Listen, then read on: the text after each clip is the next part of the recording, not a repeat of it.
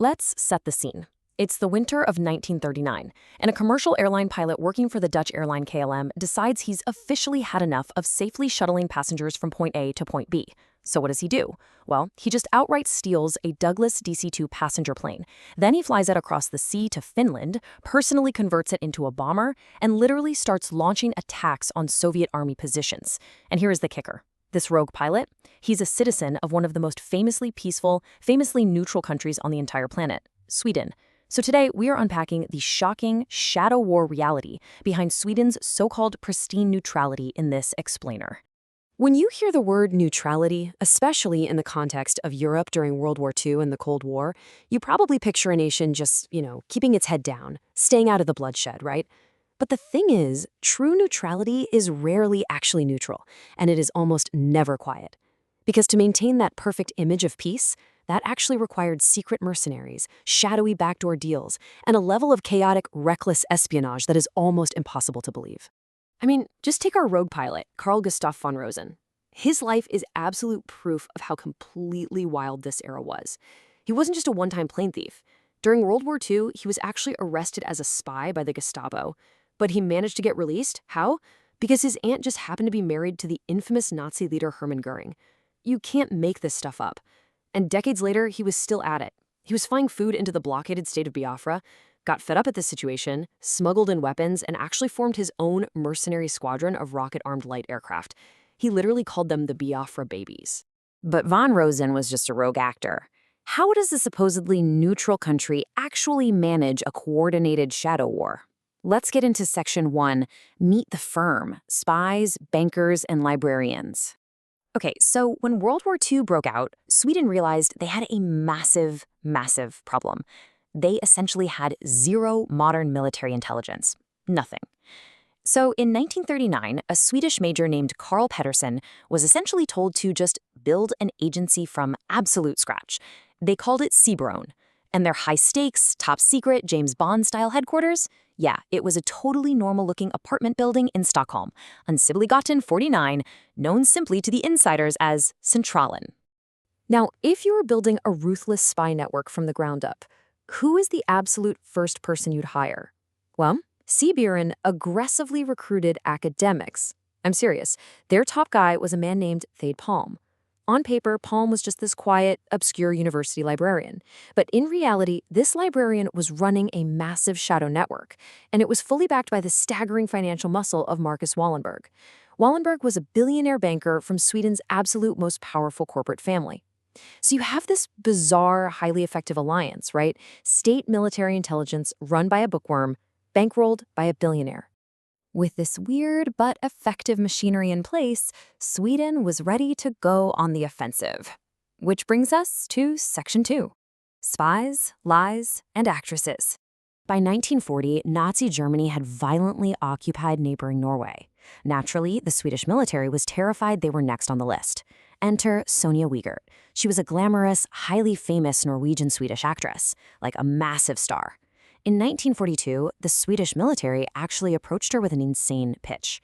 Use your fame to seduce and spy on top Nazi officials. They gave her the codename Bill, and she agreed. Largely because she was already secretly part of the Norwegian resistance, and she wanted to leverage the Swedes to help free her father, who was locked up in a Nazi prison. Wigert was walking a completely fatal tightrope here.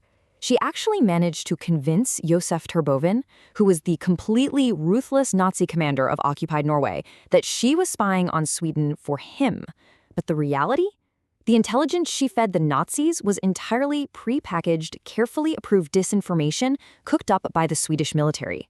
Meanwhile, she was secretly extracting vital, high-stakes military secrets right out of the Nazis and handing them straight over to C-byrån. Honestly, one single slip-up, and both she and her family would have faced horrific Nazi torture. As the war dragged on, Germany was losing ground, and the Soviet Union was advancing rapidly. This leads us to a second massive, almost unbelievable wartime operation. Section 3, Operation Stella Polaris. Picture this. It's September 1944. Combat on the Finnish-Soviet front has just ended, and Finnish military intelligence realizes they have a catastrophic problem. The Soviets are coming, and under no circumstances can their top-secret signals intelligence fall into Soviet hands. So, coordinating closely with our Swedish intelligence chief, Carl Peterson, they executed an evacuation of just a staggering, unbelievable scale.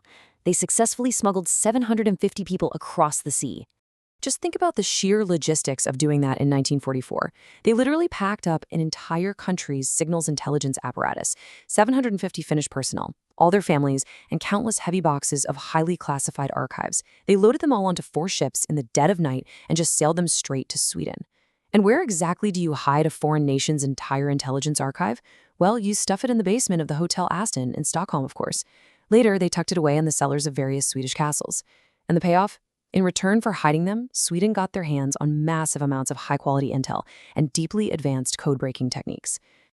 But as we know, history doesn't just stop when a war ends. The Nazis were defeated, sure, but for Swedish intelligence, the paranoia was really just getting started. Section 4. The Cold War Disaster. So in 1946, the Shadow State essentially just rebranded. C-byrån was dissolved amidst these messy, unproven allegations of shady bookkeeping. But it was immediately replaced by a brand new agency, T-kontoret. And who did they put in charge? The Sade Palm, our favorite librarian. But the focus totally shifted. Their entire total focus now pivoted east, squarely toward the Soviet Union. Now, if you were to just look at the official history of this period, it mostly looks like dry, boring academic paperwork. But the reality on the ground was absolutely terrifying. Between 1948 and 1953, the Swedish T-kontoret teamed up with British MI6. They started recruiting Baltic refugees who had fled to Sweden. They trained these guys in weapons, taught them codes, literally handed them radios and suicide pills, and smuggled them right back into the Soviet-occupied Baltics on fast boats. Their mission was to spy on Soviet military targets. But here is the truly horrific twist in this story. The Soviet MGB, which was the direct precursor to the KGB, they already knew absolutely everything.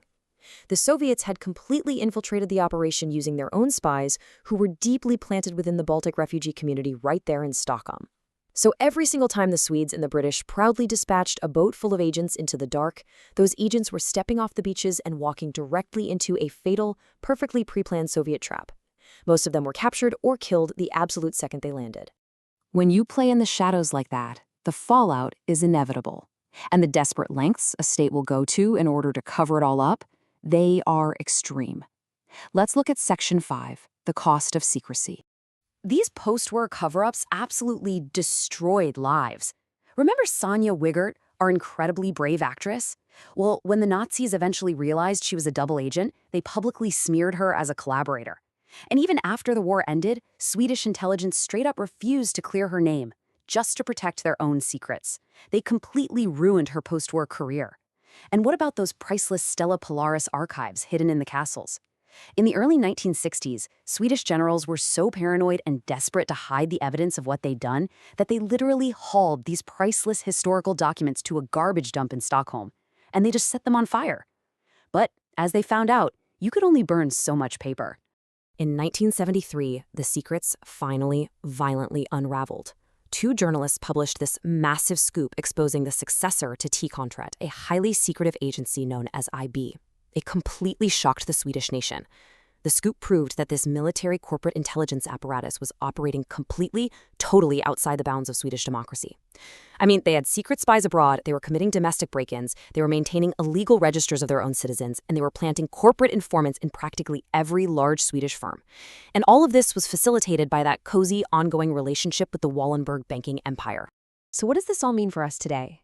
Well, the next time you look at a map of World War II or the Cold War and you see a country painted in those calm, quiet colors of neutrality, please don't be fooled. As the history of Sweden's C-byrån shows us, a pristine image of peace doesn't just happen by accident. It is meticulously crafted, and very often it is paid for in blood, secret mercenaries, and ruthless backdoor deals. Which leaves us with one incredibly provocative question.